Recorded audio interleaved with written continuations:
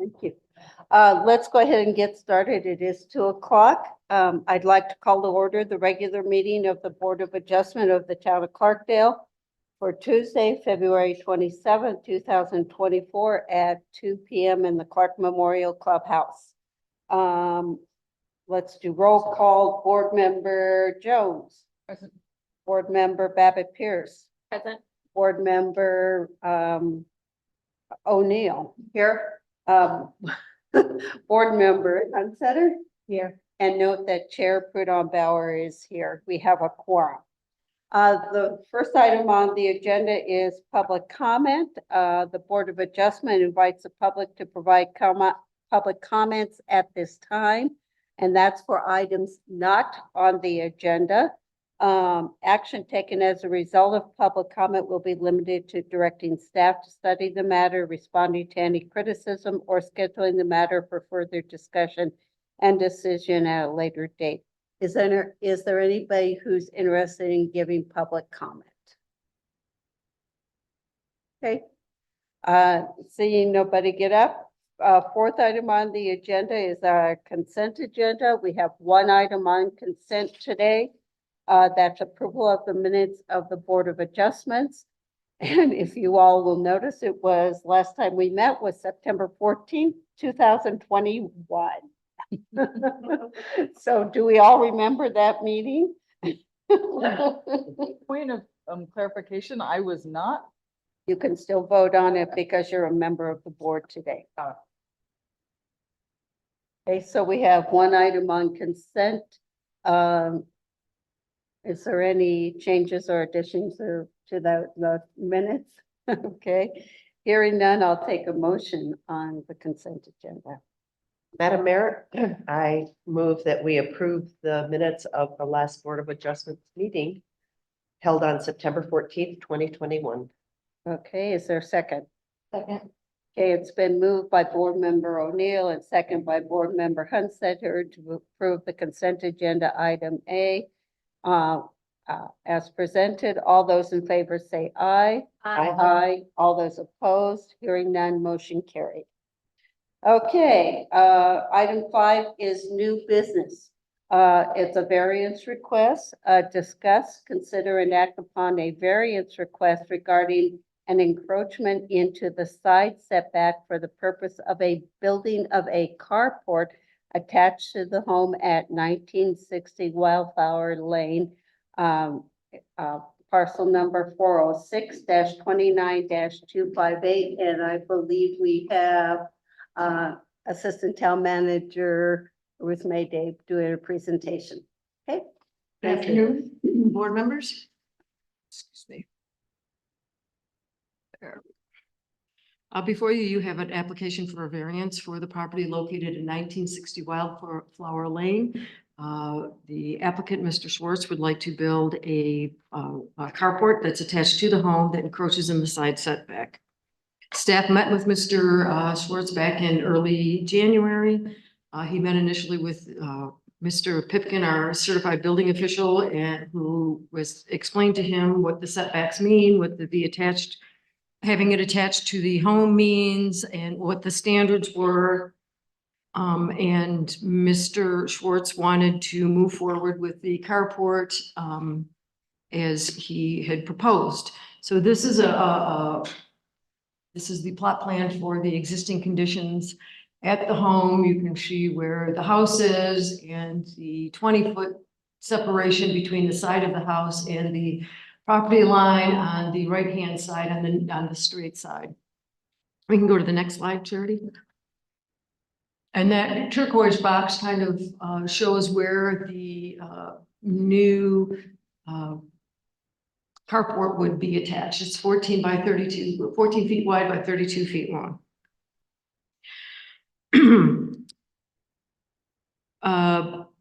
Mr. Pipkin explained to the applicant that he could build it as an accessory structure detached from the home, as long as it fit within, it was 6 feet from the side of the house, and 3 feet from the property line, which is minimum fire code separation. And allowed 3 feet between the eave and the structure, so a firefighter could get a ladder through that space. Mr. Schwartz reiterated his desire to build the 14-foot structure, 14-foot wide structure attached to his home. We explained again how this encroaches into the side setback. We discussed with him the possibility of building a shed. When we asked him why not use your existing garage, well, I have stuff on shelves in there and I can't get the car in. He said, why don't you get a shed? You can put the shed in the side yard, store your items in there, and then park your car in the garage. He did not want to do that either. We then discussed the possibility of building an 11-foot, excuse me, an 11-foot wide carport detached from the main detached from the main structure, excuse me, that would meet the setback requirements, the fire separation from the house and the setback requirement from the side yard. He again stated that he wanted to build the carport attached to his garage, to the side of his house, for his convenience and because he wanted to shade that side of the house from the sun. So Arizona, next slide, please, Jerry. So Arizona Revised Statutes 9-46206 speaks to the Board of Adjustment, its role, and the parameters under which it can operate. So there have two sections about what the Board of Adjustment shall do and what it shall not do. So the part of the statute that applies here is that the Board of Adjustment shall hear and decide appeals for variances in the terms of the zoning ordinance only if, because special circumstances applicable to the property, including its size, shape, topography, location, or surroundings, the strict application of the zoning ordinance will deprive the property of privileges enjoyed by other property of the same classification, the same zoning district. So what we're talking about here is that the property, for some reason, there's something inherently wrong with the configuration of the property, the way the lot is configured, the way the land sits. There's a topographical issue that precludes anyone from building anything on that site or in this spot. Any variance is subject to conditions that will assure the adjustment authorized shall not constitute a grant of special privileges inconsistent with the limitations upon other properties in the vicinity and zone in which the property is located. So when we talk about a grant of special privileges, that means that this property gets treated differently than all others in the R1 zoning district that have to meet the 10-foot side setback if you're building something that's attached to your existing home. Next slide, please. A Board of Adjustment may not grant a variance if the special circumstances applicable to the property are self-imposed by the property owner. So let's talk a little bit about these. With respect to the first standard of special circumstances, the applicant is asking to build a 14-foot wide carport that would encroach into the side setback. The standard width of a parking stall that we have out on the streets and parking lots everywhere is 9 feet wide. So we discussed that with him as well and pointed out that there really are no special circumstances associated with this spot on his spot that would preclude him from meeting the standard set forth, not just in the R1 zoning district, but in section 4-010, where we set forth standards for accessory structures. The side yard separation is consistent. Can we go back to that map drawing? So the side yard setback on this side is consistent with all other lots in this zoning district. There's nothing unique to this location that would prohibit the construction of a carport as an accessory use. That's something that can be done without encroaching into setbacks. And finally, with respect to the standard of self-imposed harm, approval of this application would grant Mr. Schwartz special privileges not enjoyed by others on similarly zoned properties, because there's no reason why he can't build it as an accessory structure rather than a detached structure. And the fact that this is where he wants to build it and not willing to consider other options is a self-imposed harm. This is exactly what a self-imposed harm is. There's nothing wrong with the lot. There's nothing wrong. There's no reason why he can't park it in the garage. He simply wants to build this build it the way he wants without regard to the zoning ordinance and the setbacks and the other accessory structure regulations that everyone else has to abide by. In this case, like I said, this applicant is seeking a variance that is entirely self-imposed and the approval of which would grant constitute a grant of special privileges. There's ample room for him to build this as a detached accessory. There's plenty of room for him to put a shed to store other materials in so that he can park his car in his garage. So with that, staff would recommend denial of this application for the reasons set forth in the zoning, in the staff report, and I'd be happy to answer any questions that you may have. Okay, thank you. And we'll call you up in a minute. Yes. Any questions for Ruth? I'm correct in understanding that there are multiple other options. Mhm. This is not the only way to get a carport on this property. Correct. Thank you. Yep. Did I hear you correctly that a standard carport or parking space is typically 9 foot? Correct. And the applicant's looking for a 14 Correct. foot? And is this an open sided? I believe So it is. attached to the house and open sided on the Yes. other way, so doors could still open reasonably, okay. Any other questions for Ruth?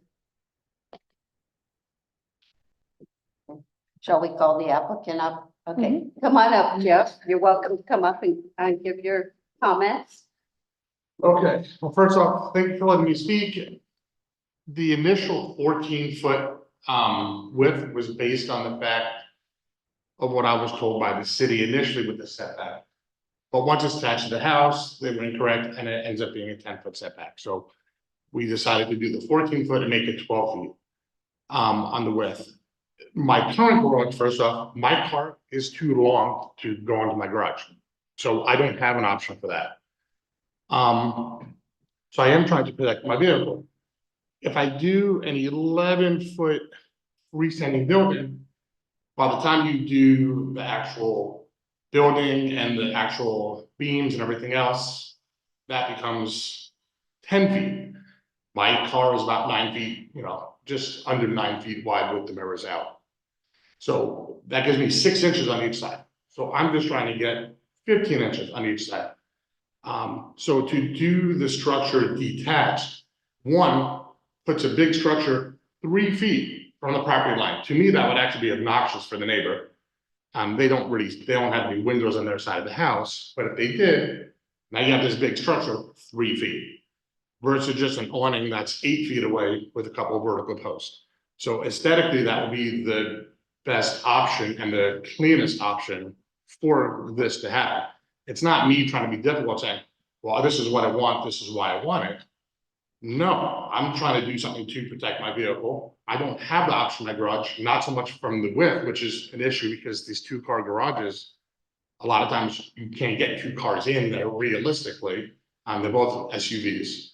And my car is too long to go into the garage. It is literally about 6 inches too long. So that is a physical limitation. I looked at, I spoke to contractors to try to have the garage widened. You can't do that unless you do another door. Or then I deal with the setback issue. If I move the whole garage forward, that's a whole another can of worms. And not only that, but it's a huge expense. And you're still gonna have the issue with the width of the cars anyway. So what I'm trying, and there's no other spot to put a carport, unless I put a carport in front of my garage, which, I mean, to me, that just looks aesthetically really bad, and you put in this big thing right in front of the garage.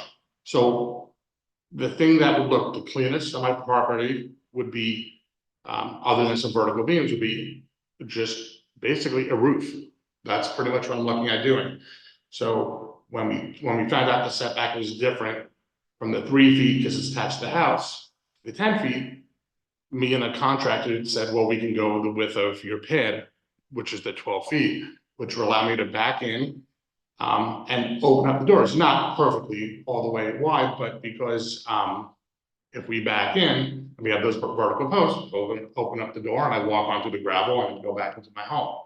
So there is no feasible or realistic option. It's not me being difficult saying, I can't do this, I can't do that. This is the limitation.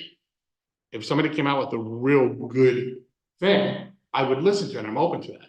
But putting a structure in the middle, putting all new cement, pavement out to gain 6 inches doesn't seem like it makes any sense, and it also would not be functional. So what I'm trying to do is balance it between being functional and aesthetic for the neighbors, where I'm only going at the 8-foot mark versus a 3-foot mark based on the current code, because the code's like, keep it away from the house, get it close to the neighborhood, which to me makes no sense. But keep it further from the house, and I'm encroaching by 2 feet, and that's not allowed. So I'm just trying to make it, which was the best way, and this wasn't a light thing for me to come on. I literally spoke to contractors. I looked at aerial maps of my property, walked my property, did everything I could to figure out what can I do. There is no other option. One option would be, let's move. Well,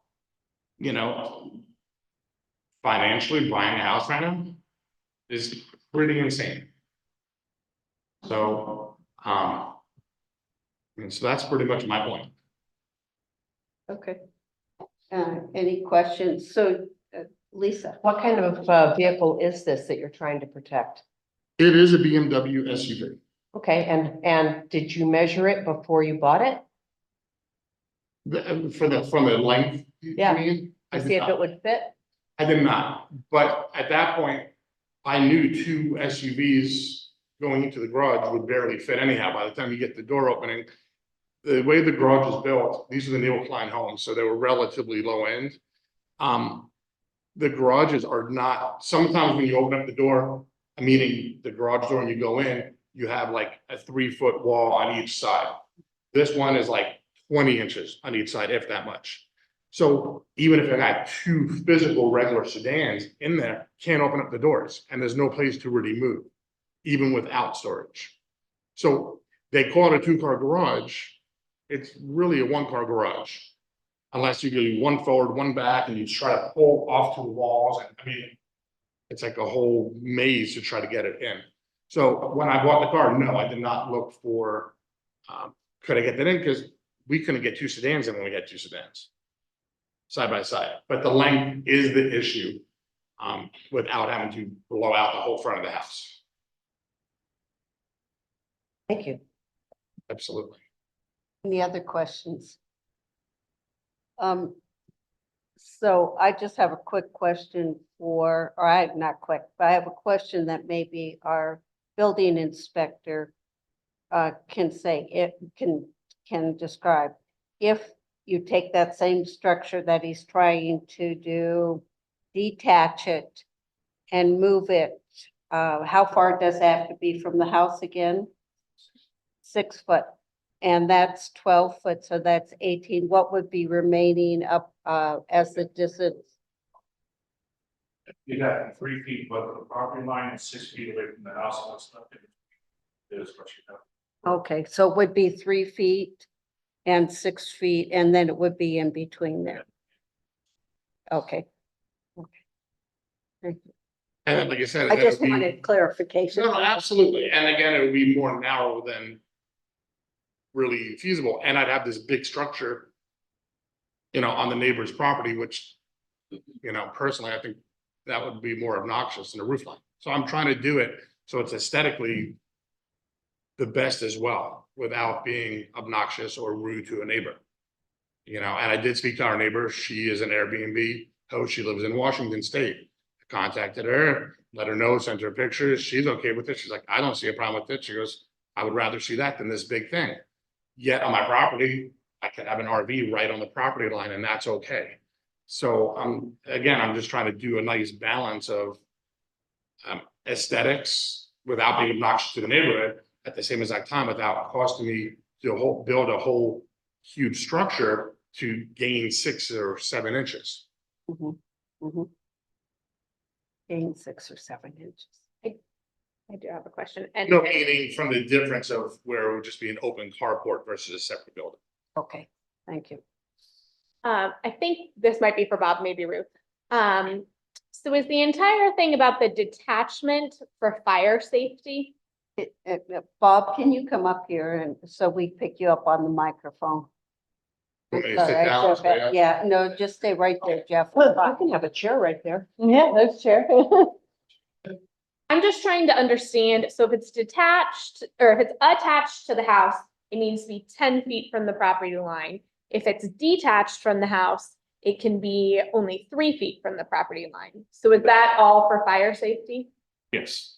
If you have the reason for the separation 6 feet and not be able to encroach that 6 feet, so if there is a fire in the accessory structure, it doesn't set it has room for fire to move by, and two, is less likely to set the main structure on fire. That's basically what we're all talking about. And then we have to have the required 3 foot on the other side of the house. So if a fireman needs to get down that side of the house, and that's for the, for a detached. Thank you. So you want to build 14 feet, but legally he can build 11 feet. Build 11 feet is detached structure, but you can build. Why can't we 11 feet, actually 10 feet as that structure? What's the maximum he can build as an attached structure? As attached, how, Don't have the map. Well, it's 20 feet wide, so 10 feet on the house, if it's attached, it's 3 feet. which would give you 10 10 feet? second. Okay. So, yeah, so the large I can build is 10, so I'm just going top. You know, and again, it's a roof only part work, without any side level and some vertical, structure that hold it up. So Go ahead. to be clear, so I just Googled the BMW X7, which is. Can you stand up here, Ruth? I'm sorry, we just want to make sure we catch it all. If you could go back to The PowerPoint, And that's part of 178.7. Without the window. right. this map. Just go to the first one if you would, it's a little cleaner. Okay. So the length of the BMW X7 is 17 feet. This is a 20-foot garage. So there's no reason why you couldn't park a 17-foot long vehicle in a 20-foot long garage. If you look at the plans, it's 20 by 20. It's a 400 square foot garage. And it's a square structure. If I kiss the nose of the garage, I've got it. If I kiss the nose of the garage this close, if I try to close the garage, it's gonna hit the rear bumper by the time that little metal piece in the garage, like, you put on your foot, it is. And I guess. We're not going, Jeff, we're not going to have a discussion back and forth. No, So again, I gotcha. I understand the situation that the applicant is in, but measuring the vehicle before he bought it would have been a good idea. And again, aesthetics are not a factor that we consider when granting a variance. Where the law is very clear on what basis the Board of Adjustment can grant a variance on. Okay. Any other questions for the applicant or for Ruth or for Bob, our How wide building is that car? I'm sorry, How wide is it? I didn't look at the. I got it right here. inspector? 16.96 feet long. And the width is 78.7. But that's not including it. I don't know, the specifications say, Correct. I mean, That happened with the folding, like. 6.5 feet, Almost 7. the width, Almost 7. according to, and that was the X7. I'm assuming that's what you No, have. correct. I have a question. Yes, The shelves that are prohibiting you from pulling all the way in, are they built shelves or are they shelves that you got like at Home Depot or Lowe's that you, They are built in when I bought the house, they were built in when you bought the house? yes. Okay. And if I remove them, like I said, and I've taken the true measurements and I have holdings, I'm putting just one side of the garage, which can't really park in because I have water, just water heater and water softener and stuff all put in. But I moved the stuff from early out of the way, I pulled all the way in, I was literally like kissing the wall, and when I shut the garage down on the right-hand side of my car, like you got a little foot thing where you close the garage the rest of the way, like if you have to manually do it. It was literally like right there on the car, at the point every time, I hope that I don't hit the stuff, it was literally like 3 inches total around the car. If So- I'm really just having somebody follow me the entire way, because the sensors go off, they're going off, 2.5 feet before. So but the shelves, you cannot move them. They are built in. Okay, If I move the shelves, I'm still gonna have that problem getting in because again, of the length. And then I still can't get 2 cars side by side comfortably at all, because we do have a refrigerator, and yes, I know the fridge can be moved. But because of the side of the house and the setback, my initial, when I bought the house, I was 22 years old. My initial point of that house was as an investment. Market tanked in 08. We lost our house in Sedona. I kept this house. We were underwater for several years. Pandemic hit, when we were in the position to do something new, such as buy a new house. Now the prices are through the roof. There's no feasible option that I have. Could I do the 10-foot overhang? Yes, that's the only option. It's not ideal because it's barely covering the car. If you actually look at it from overhang, you're 8 feet over, I'm trying to protect it from the hail damage as well. And that's the other reason why I like that extra 2 feet. I'm not looking at doing it from just an aesthetic. I mean, obviously, I would rather be nicer to the neighbor than just put monstrosity up, whether or not it's zoning law or not. But I'm also trying to make it functional.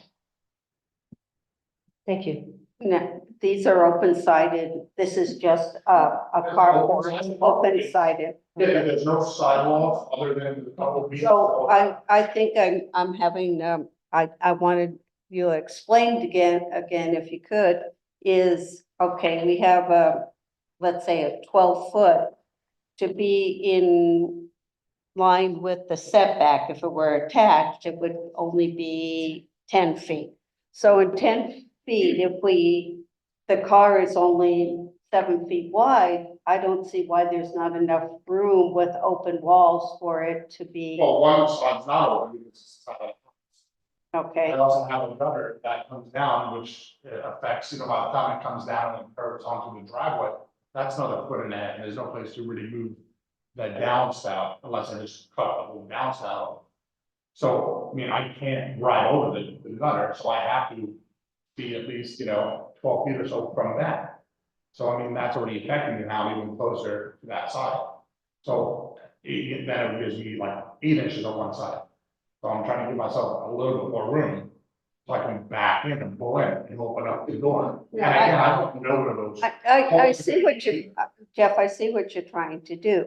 I think moving a gutter is probably a lot more easier than anything else. Well, I don't know, like, that's So- the thing. There's no way of moving it. It's on a platform in cement. There's no way of moving it unless I dig into the whole cement, go underneath the ground. Oh, Which may be a possibility, but again, I still have, there's still a downside. I can't ride into the house. So no, outside would be- I got you, but I suspect there's ways to deal with that. It's not ideal. If it was, I wouldn't be here. Well, I'm just trying to give you what you want, but we need to be in the 10-foot setback. See Well, what I'm saying? I understand that. So, what you're asking, based on your code, based on your zone, it makes no sense. And the fact that, no, I'm not going back to 10-foot setback. Because initially, when we spoke on the phone, it was, well, if you move into your neighborhood, we don't want people encroaching on other people's properties. That's why you're buying into certain neighborhoods and certain zonings, and you're expecting certain things. I respect that, but yet I can build a detached thing that is actually gives the fire department less space, and I can have this thing 3 feet on the property line that's huge and obnoxious, and that's okay. So how is that nicer for neighbors? Based on the zoning law, it doesn't make any sense. And my driveway is 12 feet. which is how- sometimes zoning laws might not make sense, but I think there's sense in this one. So Susan, Susan wanted to make a comment, and then we'll continue to have a I discussion. just want to comment, because we were the ones who pointed out that contradiction. And we are in the process of changing that to, you can't encroach in the setback regardless. I think that was a recommendation, and it will be coming to council, but we let him know because that is the law right this minute. So right this minute, he could take advantage of that, but it will be changing to mirror the setbacks for the other accessory unit, accessory buildings to mirror what's in the zoning, the setbacks. Okay. So that's something that we identified through this situation that we felt a contradiction. But in this situation, it benefits him, so we told him about it to try to say, hey, if you do this right now, you could do this, but we are going to change it. And I knew when I originally was looking at this, because this wasn't even, it was, especially at the last couple of years with all the hail, I mean, we've all been having hail lately, like it's been crazy. A lot more than we had even 5 years ago.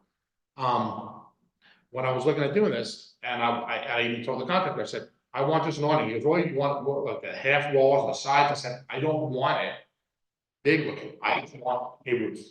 That's all I'm doing. Yeah, no, I know what you're doing, yes. Question, this is probably directed at Bob. Just for curious, those solar awnings that are put up for, supporting solar panels, does that have the same code that would carry through like this does? If you consider the structure, it depends on what you're talking about exactly. Well, I've seen them around where you hire the solar company and like you don't want to put them on your roof, so you put them on an accessory structure that it would attach potentially or Yeah, something okay. like that. Should solar carry the same zoning that a carport would? Yes, it would carry us. Is there any other questions for anybody? I mean, we understand we're relooking at the code. This is the code we have. The hard part is if we let you do it, then we have to let everybody else do it who comes forward with something like this, because this sets precedents. And I respect that. And again, if somebody was coming in and they want to have this big obnoxious building, that's another story. I'm looking at a roof. I'm not looking at a building. I'm not looking at encroaching on somebody's property, making it obnoxious. If I had a 10-foot roof and I added, and you can tell me if I'm wrong, and I added a 6-inch gutter to that roof, that's separate from the 10-foot structure. Am I correct in that? Meaning from a variance standpoint. So let's say I was at that 10-foot and I added 6 inches. Now I'm 9.5 feet to the property line because of the gutter doesn't count part of that, correct? Usually the gutters will not count, that's the count. They're metal, fire, they're not made of something that's combustible, so. So now I'm looking at a metal roof that's not combustible, and I'm looking at 18 inches if I look at that difference. You're gonna put up a metal roof anyhow, right? For this carport, or? I'd like it, may not, like I said, I mean, it's not ideal. So I don't know what I'm gonna have to do at this point. I don't think whether you put a metal roof up or not is really our determination. No, Our I determination is do whether, it at this size, makes sense. If I do it any smaller, that's a problem. Because again, I also want to protect it, not just in the car parking, but from rain and other stuff coming in. 14 would have been ideal, but from that, but at least this way, if I have a driving rain or driving hail, it gives me an extra like 10 degrees worth of coverage. By moving 2 feet, removes that coverage quite drastically, which means anything that's coming in at even a decent angle is gonna start smacking the side of the car. If I do this, because I have another house, that angle would have to be quite substantial to hit the car. I know, right? yeah, excuse us, we've been having little technical difficulties with our sound system, so it's no big deals. Lisa, you had a question. Thank you. What's the other car? It's a GMC Acadia, Okay, and how old is it? 2017. 2017. So could you park that outside and put your more expensive car inside? Well, if it's outside just in the sun getting beat up, I mean, I don't want that. Again, I'm trying to cover both vehicles and it won't fit in the car, in the garage. My vehicle won't fit in the garage because of the length. That's the problem. Here's what I'm having a problem with, and I'm It's okay.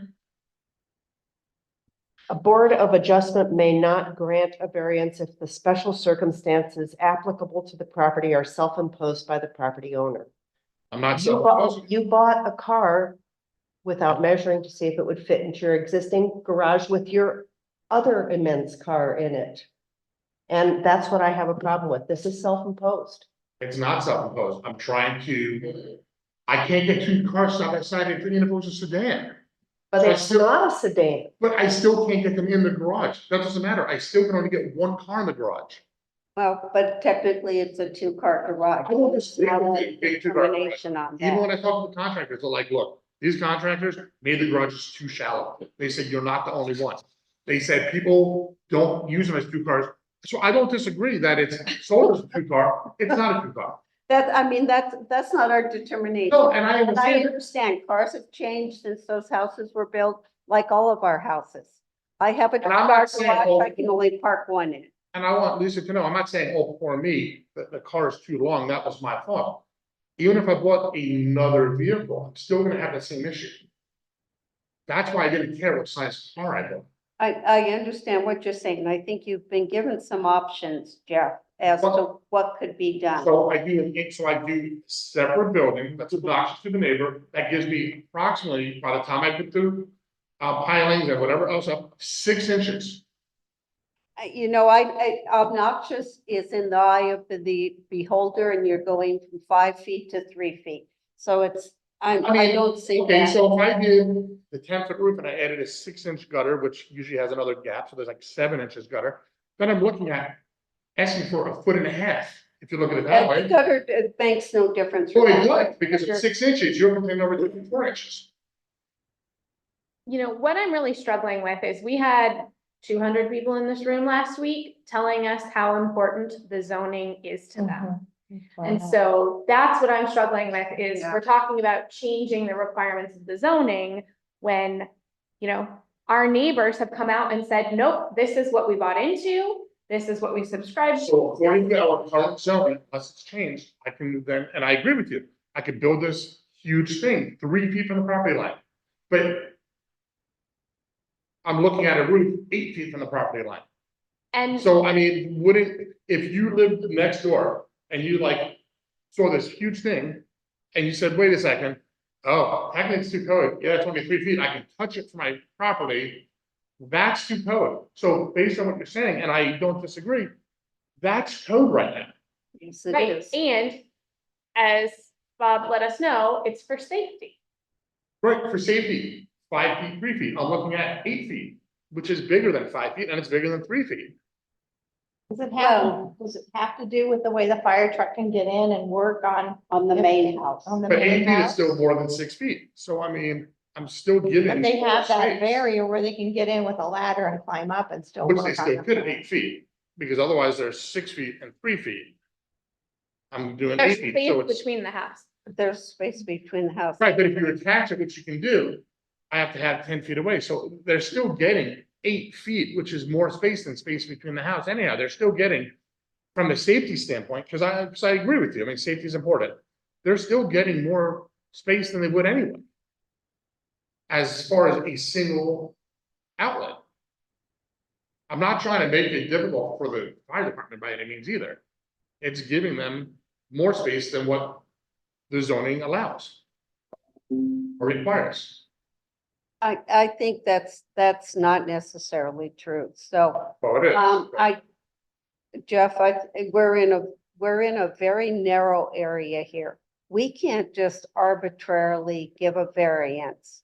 State law is very specific about that. It's our own, We have no control of that. Are we sticking to the our state laws law? are very specific about this and what we can and cannot do. Well, And to go against it sets a precedence for all other houses in but that that's same making a zone. variance for special circumstances, not making a variance for everyone to allow it. Yeah. So I don't disagree with that. We have no choice. Once you set a variance, you give it to one person, one individual in that zone. It is allowed then for everybody else. They can make the same case that you are making. Regardless. So It right sets now, precedent. right down the block, from me, and I already sent some pictures earlier, that is not 6 feet from the house. And that thing is what, 20 feet tall, 30, 40 feet wide, right down the block from me, same zoning, The the one on Peregrine that I already sent. the That's not where 6 on, feet from the one house. on Peregrine and Scenic Drive. Yeah, that's not 6 feet from the house. I have no idea about But that. that thing is obnoxious. So you want to create precedents, or that one already create a precedent? You know what? So then rip that down. Obnoxious, we cannot just, if this is about your property. Well, no, It's not about that you just property. said it's everyone else's. If I make the precedents, it's everyone else's property. I don't know the There- details of that. Okay, Jeff?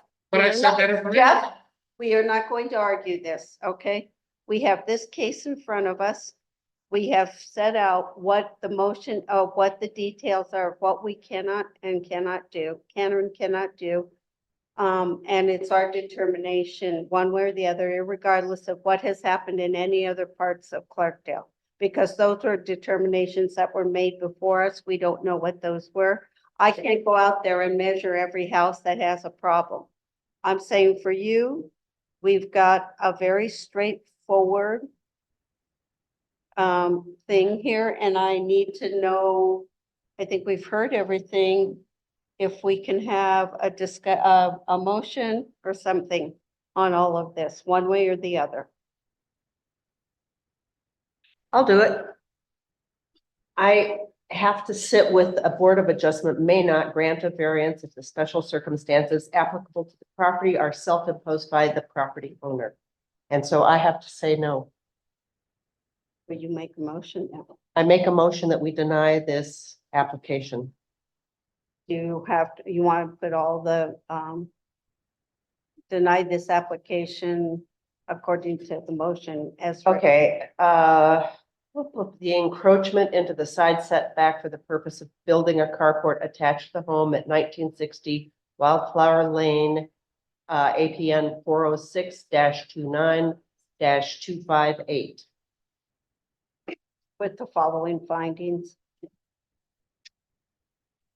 I don't know what the following the following findings are that we're not allowed to. And according to law. stipulations, We're not yes. allowed to. Is that? Plus, what Marnie said, we had 200 people yelling about how zoning is important to them. Before you make that comment, is there a second to the motion? I'll We- second. It's been moved by, Board Member O'Neill, pardon me? You want me to read the stipulations? No, I've got them right here. A motion by, Board Member, O'Neill and seconded by Board Member Jones. And then we can open up to final comments, okay? To deny the Board of Adjustments application number 240018 for the properties located at 1960 Wildflower Lane, assessors parcel number 406-29-258 with the following findings of fact and stipulations. Is that correct? Okay, and do I need to read them or as presented As presented. in our report? Because they're very long and I think we've gone through all of them. Is that okay with the motion? Okay, are you, any final comments on the motion?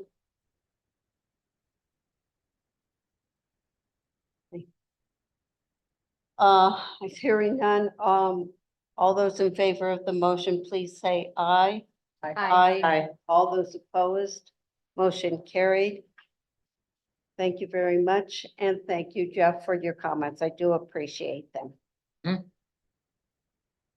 All right. Let's move on to item number 6 is adjournment. On that, I'll take a motion to adjourn. So moved? Is there a second? Second. It's been moved by Board Member, Babbitt Pearson, seconded by Board Member Hunt Center to adjourn the meeting at 2:43 PM. All those in favor say aye. Aye. All those opposed, motion carried. We are in adjournment. Thank you all very much.